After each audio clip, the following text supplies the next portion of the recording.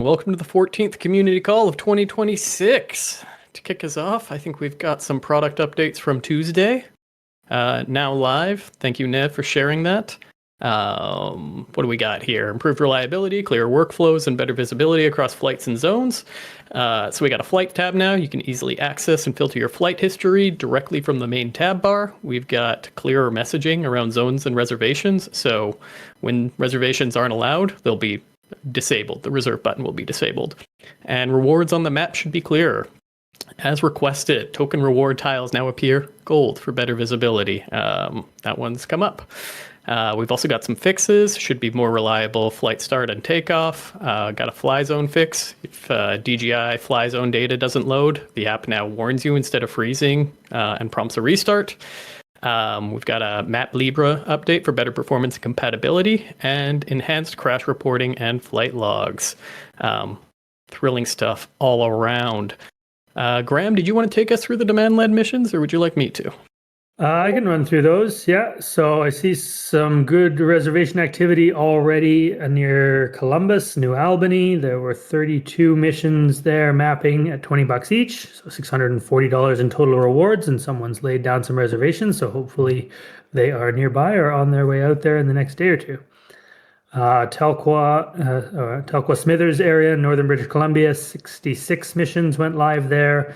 Total of 957 USDC in rewards. Haven't seen anyone up that way yet, so if you have any contacts in Smithers, Telkwa, Prince George, Kitimat, Vanderhoof, anywhere along that northern highway, hopefully maybe somebody wants to head up that way or knows somebody in that area and can refer them to Spexy. The only other one that hasn't been 100% verified yet, but should be hitting the map soon, is a large capture program, grid mapping in LA. There are some operational constraints around Lance and things like that. So not sure exactly what order that will hit the board in. Might be a few stages, but if you're in the Los Angeles area, keep your eyes open for that. Absolutely. That LA one is particularly exciting. I can't wait to see what it actually looks like once we got it on the Explorer. Yeah, speaking of missions, though, why don't I take you through this week's launches and next? If requested, I will once again drop the monthly launch list, but that should actually be very visible. Does anyone remember where I dropped it last time? Was it pilot announcements or pilot chat? If you can still find it, let us know in the chat. And if you can't, great opportunity for me to drop it again. Just let us know. But we're going to start with this week. On Monday, April 6th, we launched missions in Sacramento, California.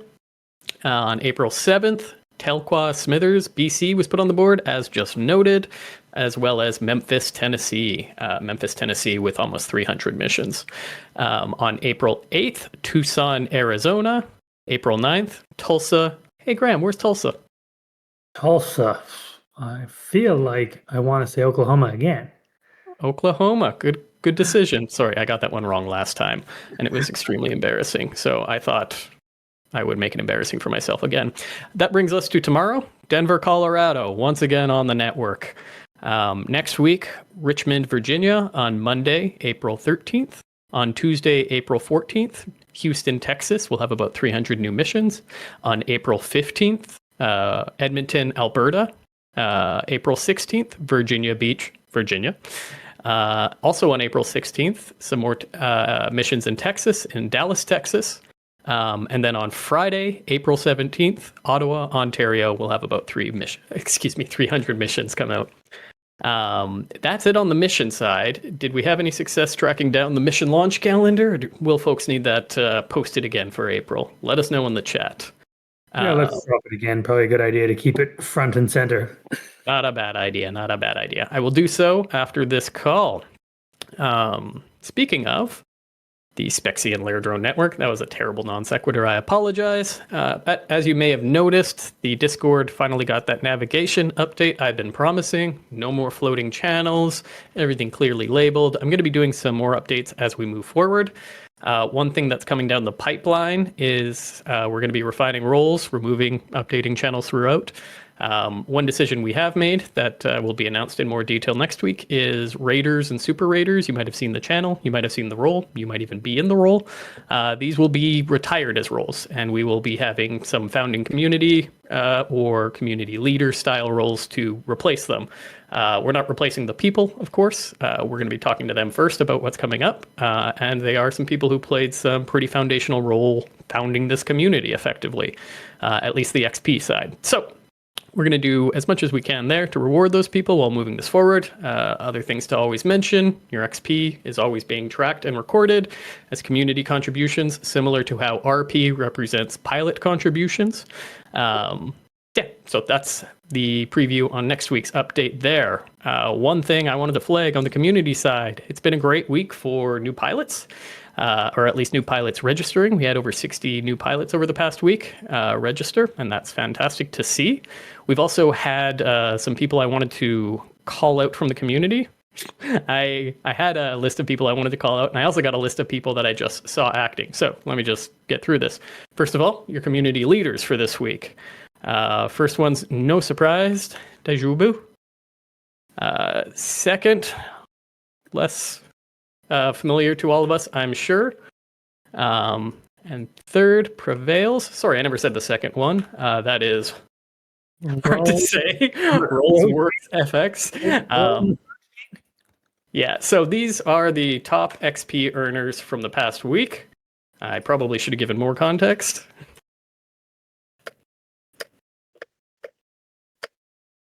Thank you so much for that. And I'm also going to add to it, and apologies, Unusual Silverfish. I didn't realize what your actual Discord handle was. I was just familiar with your pilot name. Because I wanted to call out two community members who have been just utterly exceptional in the Discord this week. Daijubuo, as per usual, but also Unusual Silverfish, just asking good questions, giving answers whenever they can, posted a horrible massacre of bees, which was some excellent content for the Discord. So they got some XP rewards because we use their content as UGC. And both the people I just mentioned, I will be sending you in another 50 XP just to say thanks for the extra work this week. Again, just want to say how much we appreciate what you guys do within the community, especially when it comes to helping out each other. That's largely what the XP system is about. So on that note, oh, my fingers are blurred. It looks terrible. We have a lot of little XP initiatives we're going to try piloting, as it were. So first of all, the next time I ask a pilot question, which will be in the next 20 minutes, the first 10 answers in the thread, emphasis on in the thread. A lot of people like to reply in the channel, and I will do my best to still reward them. But if you reply in the thread, I will give you twice as much XP if you are one of the first 10 answers. So that is limited to the first 10 people who answer the next Ask a Pilot question in the thread. If you post in this chat once, you only need to do it once, I will award you 25 XP by the end of the week. And then finally, if you ask a good question in the chat, the first 5 of those will be getting some extra XP rewarded. To be clear, good question. It means don't just ask a question for the sake of asking a question. You want to post in chat, that's fine. But if the answer is useful to someone besides you, or it's a genuine question, probably qualifies here. So just to take it from the top, first 10 answers on the next Ask a Pilot question will get double XP if you reply in the thread. Anyone who posts in the chat, I'll be sending you 25 XP. And the first 5 quality questions in the chat will get 50 XP. Can I take the first quality question of the day? You absolutely can. I am so sick of the sound of my voice at this point. First quality question, maybe not the first quality question I noticed of the day. Spexy branded stickers price and or swag, and this has come up from a few people. James, hat tip to you because I know you've been asking for some stuff like that. We had some great Spexagon stickers back when we were Spexagon. We haven't got any great Spexy stickers that would be made available to pilots, but Bryce, I'd like to move that up our list of things we maybe can do or try or figure out. And it's a little bit of a challenge with shipping and access and all sorts of things, claiming whatever you wanted to call it, but maybe it's something we can make a priority of. So that came from Tinman19. Thank you for that question. And James has also made that question. Fantastic. I will try to do my best to keep up with the questions as they come in. And yeah, let's see what we can do there. Hypothetically, if somebody wanted to print their own stuff, you can maybe reach out to me and I'll make sure you get a high-res logo and stuff. Although we will note, you can't say you you are Spexy or something if you use that logo. That's the no-no. But hypothetically, if you'd like a Spexy branded Tesla or something, you just wanted to slap a bumper sticker on there, and we don't necessarily have that bumper sticker for you, or because of reasons that are unclear to me, the tariffs make it hundreds of dollars to send it to you. Yeah, I'd be happy to send you some high-res logos and other things you can use for that purpose. Just again, with the caveat, don't ever just pretend to be Spexy the entity. Otherwise, I will get a hand slap and you will get in trouble. But otherwise, I think that's a great idea, Graham. I love sending people stuff. It's really frustrating how frustrating it's gotten to send people stuff just over the other side of the border. Something we might be able to do is see if any of our team members who are based there could potentially do the printing and sending there or something. Or if we have a moderator or something where we could compensate them accordingly. But I digress. It's the only thing I can think of off the cuff. Let's chat about it. We'll see what we can do. Well, let's do it. Another one. I see a good question, which is, do they need liability insurance? Is our pilots required to have liability insurance to fly Spexy missions? Spexy does not validate or require liability insurance. We do recommend that you are properly insured for the operations you are undertaking as a pilot in command and as a contractor on our network or any other network. But we are not, it's not a requirement of our network specifically. Good question, Chris B. Indeed. I see questions around battery performance here right at the top. Do we want to address any of those? I don't know where the top is. Sure. So it says that the flight will take 10 minutes and about 25% of battery, but it always takes around 50% in perfectly windless conditions. Unusual Silverfish replied asking about the type of battery. Uzi suggested the battery might be degraded, at least in terms of battery health. Okay, great. Actually, looks like drone type. We are aware that the most efficient drone is the Mini 3 Standard, not the Pro version, and the least efficient drone is the Mini 3 Pro. And the Mini 2 and the Mini 4 Pro fall somewhere in between in terms of efficiency and speed. So I would ask what drone and equipment they're using, and as Unusual Silverfish did, which battery. Is it the standard battery or the extended capacity battery? So all of those things will make a difference to your efficiency and runtime. Agreed. They also, was that also happy? No, sorry, you guys have the same avatar next to your names. Really tripped me up there. Danny asks what time missions go live. Credit to Unusual Silverfish, who already gave the answer. 8 a.m. local time. What else do we got here? Confusion about the date launch. Ooh, Graham, my favorite question. Is it the release date or when Spexies go live? Yeah, we hopefully got rid of all the confusion. They are one and the same, 8 a.m. local time on the announced day in the release calendar.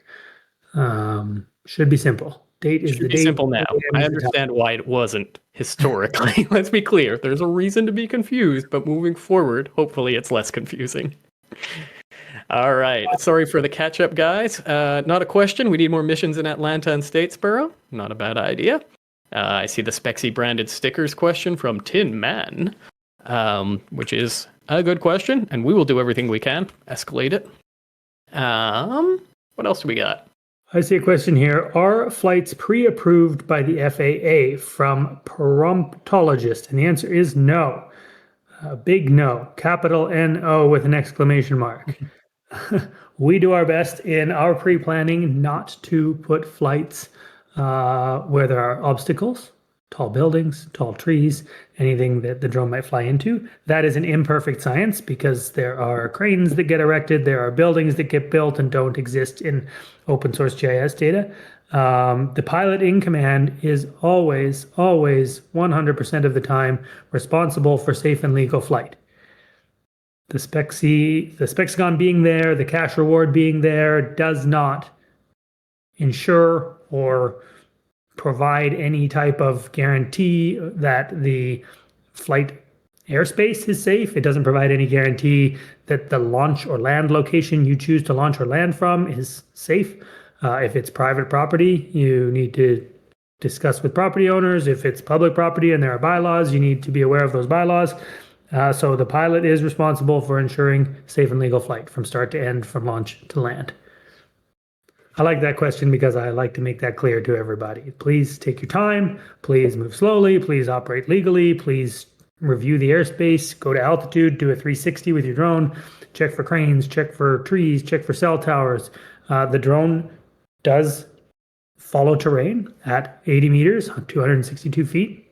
But there are occasions, if you have really, really steep terrain, British Columbia in some areas, for example, Kelowna, the Okanagan, Grand Forks, that Devoted Tiger's running into right now, where it's very steep and there are tall trees, and the speed with which the drone is ascending may or may not be sufficient to surpass the trees, even though it's trying to get up. It might be moving forward too fast.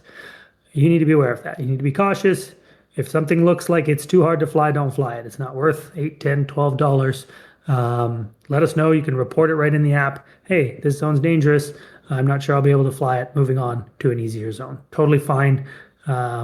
Totally understandable. We don't want you to risk your drone. We don't want you to risk the work that you've done that day. We don't want you to risk, obviously, air safety in any way. So fine to say, this one looks tough. This one looks tricky. I'm not sure how to do it. We may or may not close it down. If you report a crane and an obvious obstacle and say this can't be flown at this altitude, we'll lock it. If you report that this is difficult, or I can't access, I'm not sure how to get there, or it doesn't seem like I can fly this one, we're going to take a look. We may or may not lock it, because we have had lots of instances where pilot A, doesn't feel comfortable flying a zone and pilot B does. So the response may differ, but please don't put yourself or your equipment or other airspace users at risk in any way, shape, or form. Excellently said, Graham. Got a few other good questions here, a lot of which were answered, but I'm just going to broadcast them for the wider group. Is there a limit to the number of reserved spexagons a single pilot can make? Answer from Unusual Silverfish, 25. Graham, correct me if any of this is wrong, by the way. Ratbert says the navigation on Discord is not intuitive at all. I don't disagree, Ratbert. I'm going to try and make these changes incremental, but I'm going to make sure that they're all improvements. I wholeheartedly see where you're coming from. What else did we have here? You answered that. Excuse me. We are doing a relatively decent job of answering these. Any more Eastern Canada missions coming? We have a lot of questions today. It's almost like giving people an incentive works. Eastern Canada, I saw Ottawa on the list. There are some larger contracts, Canada-wide type contracts in the works, but nothing verified yet. So I can't provide any more details than that, but obviously we hope to see lots more. I see a question that I'm going to segue into from Chris B on what's the policy of prospecting or selling contracts. He's from Seattle and would like to see more capture in Seattle. The referral program we should dig into now that we're on LayerDrone and it's USDC. But there is a referral program, and I believe it's sort of still live. If you refer our sales team, we will get you rewarded. There's a $200 reward for referring qualified contacts to our sales team. They get to choose what's qualified. They know what they're looking for in terms of users, but there is also some information on that page about who is a good potential client. So yes, Chris, you are more than welcome. We would love to be connected with potential data buyers, and you can be rewarded for that. And then obviously the knock-on reward is if they purchased, more data and capture happens in your neck of the woods. Absolutely. Graham, I'm going to let you keep answering a couple questions while I get ready to post the Ask a Pilot question. Alrighty, yeah. Chris has a good one. CNP Chris, thanks for this question. How am I supposed to fly in this gated community? Oh, maybe that looks like it's in quotations from someone else. You may not be allowed to, and that is perfectly fine. Someone from that gated community or someone with a friend in that gated community might be able to fly from that gated community. You may not be able to fly from the golf course or from the other types of private land, but someone else might. So again, we certainly don't encourage trespassing. We certainly don't encourage anyone to enter areas or land that they have not gotten previous permission or authorization to enter. And Chris, I'm not sure where that quote came from, but maybe it was quoted from someone else. So if that was your question, Chris brought it up again. Looks like Crypto was trying to submit a temp license and has now done so. So we'll get that looked at. If you are on a temporary license, you can submit the temp license with your photo ID via support, and we'll get you bypassed and able to fly manually bypassed so you can fly. The other one I'll just touch on there is just a quick online cybersecurity. This tags a little bit on Ratbert's UI of Discord. Discord is great for some things and not so good for other things. One of the things and one of the reasons we have some of the gated channels and roles that we do that make the UI a little bit complicated is that we want to try to protect you guys from potential scammers, people that are bad actors in the space, any space, crypto, gaming, whatever it might be. Sometimes if you ask for help in the public channels, you'll see them post a quick link to a support server that is not us. We do not provide support in Discord. There are no Discord tickets. There's no support server here in Discord. Those are scammers. They're trying to get access to your computer or your crypto wallets or whatever they're trying to get access to. Our support is through the one and only pilot support channel, where you have to open a ticket in our support portal. That's how you speak to our support. We will not send you a DM first unless we already have a conversation with you. We may continue a conversation with you if we're already friends and we already have a conversation with you. But if you have never spoken to one of our admins, we will ask you in a public channel to reach out to us. And you can click on our name and you can send us a message. We won't send you the first message. That's a way that you guys can be sure that you're talking to someone legitimate and that you're not talking to a random who's pretending to be one of us. So just a quick update there. Reminder. Great update. I just shared a link to the latest Ask a Pilot question, specifically the thread, specifically my answer in the thread, in the hopes that anyone on the call has the best possible chance of answering that question in the thread. Again, I will award XP if you give your answer, let's say in the channel, but you get it in that thread and you're one of the first 10 people, you get double. And I really appreciate it. You get my undying loyalty too. Well, maybe dying. Has marketing ever explored making a sales pitch to tree planting companies before bid or after, before planting, getting close to that time out west? Good question. Graham, I'm going to let you add any more texture you have on this answer. It was one of the first questions I had too. I happened to know somebody who works, well, I don't know to get that specific. Basically, I saw tree planting and tracking tree growth as a real opportunity. And my understanding is that trees specifically tracking their growth with most modern drones is kind of difficult. It's one of those edge cases where accurate measurements aren't as reliable as you'd like, at least for most current needs. Now, that might have changed in recent years. Graham, feel free to add anything more on that. Yeah, silviculture surveys, the reporting actually still needs to be done by a certified, whatever they're called. There are some entities that use drones to augment their reporting. They're mostly it's more about access for us. We're urban focused because our business sort of model requires that data be saleable to more than one customer typically. The data has knock-on value, and so we focus on urban environments where the data is rich with potential buyers and users, whereas a silviculture survey is probably unique single user. It's also often hard to access. It's often difficult terrain. We have not typically been sending pilots out into the woods, as is often the case with those. Not to say it will never happen, not to say we wouldn't get a request, but it isn't our highest and best sort of use case or where we've really focused. If you have a user contact that thinks that would be valuable, I used to do some of that in a previous role in a previous life. With some BC forestry contractors. So I know that it is a thing, hasn't been Spexy's top of mind so far. Absolutely. Somebody said that they found it a little unfair to make people answer questions during this call. To be clear, if you ask a question during this call, we will reward you some XP. And if you are one of the first folks to ask a question during this call, we'll reward you a little bit more. Quality questions, to be clear. Answering them is something we will reward, but it's something we will always reward. If you guys are helpful to each other, I'm always going to incentivize giving you a little XP if we can, or something in that regard. There is no onus on it only being the first 10 people to be helpful or something like that. Maybe I just communicated that poorly. But just wanted to be clear. And also, actually, extremely open to feedback on all of this. Like I said, we're trying to use XP a little bit more here.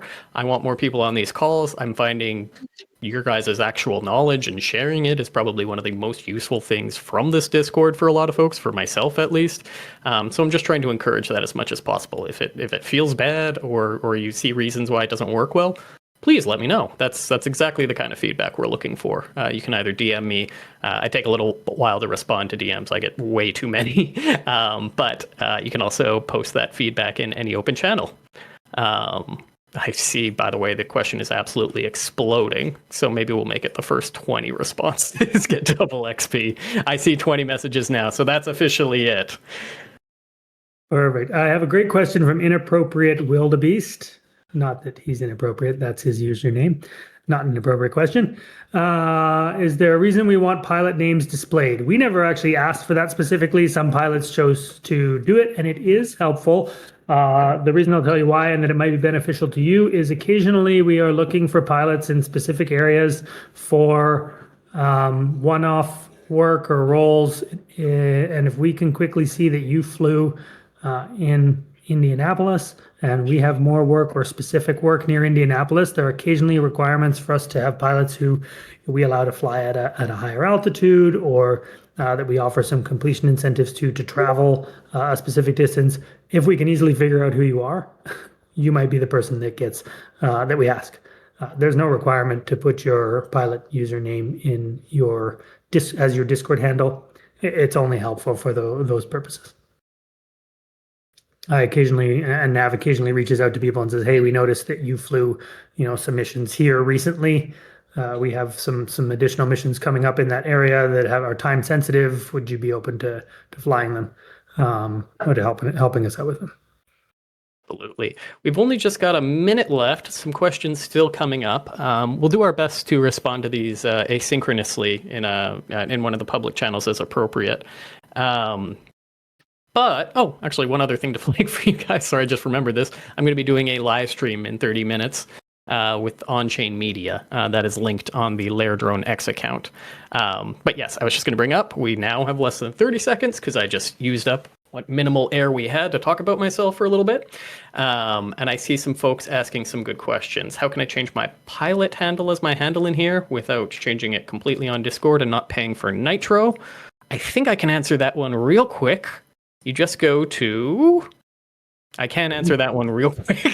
There is a server name. You can set a server name. I don't think you need Nitro. You can have maybe like 3 without Nitro. Yeah. So give that a just poke around in your settings. It should say server name. Yeah, sorry. What you do is you go to user settings, and if you click in the top left, it should say edit profiles, and then you have main profile and per server profile. Are always changing it up. It's one of those things that's 1 to 3 clicks if you know what you're doing, or if you're me, 42 clicks and you have no idea how you got there. Chris is also suggested last call a more casual chill and chat coffee morning, something like that, which I actually like the idea of. Maybe once a month or something a little bit less frequent. One challenge is always time zones. So we're on the West Coast. If we do it at 7:30 or 8 a.m., it's already mid to late morning for some people on the East Coast. And if we want to do it in the morning for the East Coast, then it's 5:30 or 6 a.m. for us, which is a little early. But not out of the question. KPV asking about a meetup in Vancouver. Nothing currently scheduled. I am pushing for something in LA, though, if this large LA contract goes forward. So let's see. For the record, I'm pushing for something in Vancouver so that I don't have to get on a flight. Bryce and I are pushing each other. Yeah, in very positive ways. Very positive ways. There are thousands of kilometers between those two locations. I think we can do more than one meetup. Chris, great suggestion. We'll take that back and maybe schedule something for, like you say, just more of a casual morning chat less frequently. Absolutely. Okay, we have gone a little bit over time, but I want to thank you all so much for attending. I'm seeing some great feedback. I'm seeing some questions we didn't quite get to. Graham and I will do our best to go through them. If there is anything urgent or crucial, please feel free to bring it up in one of the public channels. Pilot Support has information on how you can directly reach product support if needed. Graham, is there anything else I'm forgetting? I think we're covered. Feeling All good. right. Thank you all so much for your time today. Thank you so much for your immediate answers to this week's Ask a Pilot question. You once again exceeded expectations, and we will see what we can do to, as always, improve that. Please feel free to send me any feedback you have, either in the community suggestions channel or via DM. Thank you guys again, and I hope you enjoy the rest of your day. Thanks all. Have a great afternoon and evening.